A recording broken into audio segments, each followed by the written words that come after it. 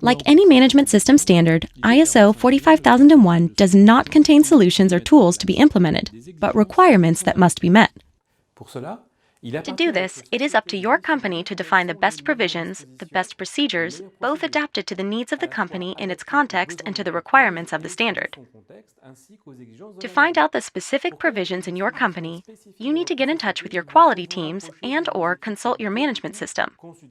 In fact, it is very likely that you are already familiar with many of the applicable safety provisions. Let us return to this notion of compliance. I will go into the details of these requirements later, but right now, here are the essential points to be understood. Like all HLS, high-level structure standards, it is structured in 10 chapters. Chapters 1 to 3 do not contain requirements, but references and definitions. Chapter 4, Context of the organization, presents the adaptation and understanding of the safety management system to the specific context of the organization concerned. Chapter 5, Leadership and worker participation, describes the requirements in terms of management commitment, establishing policies, roles, responsibilities, and worker participation in the safety management system. Chapter 6, Planning. This deals with a fundamental aspect of safety, which is the identification of risks and opportunities to safety and the implementation of actions to prevent these risks. This same chapter also includes the concept of safety objectives and the requirements for achieving these objectives. Chapter 7, Support.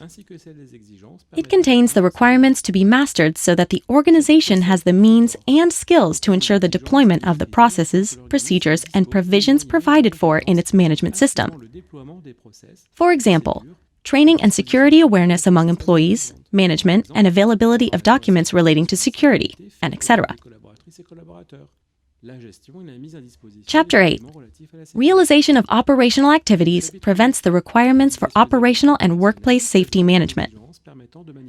Chapter 9, Performative assessment, describes the requirements for assessing whether or not the management system is functioning properly and therefore the need to implement corrective or improvement actions.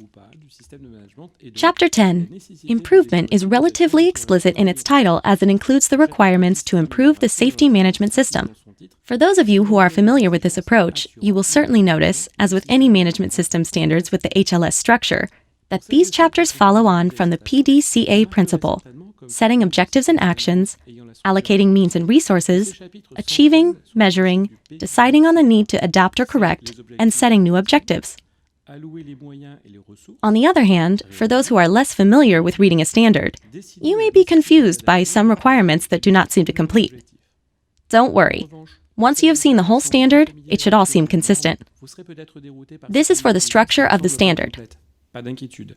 Lorsque vous aurez vu l'ensemble de la norme, tout cela devrait vous paraître cohérent. Cela, c'est pour la structure de la norme.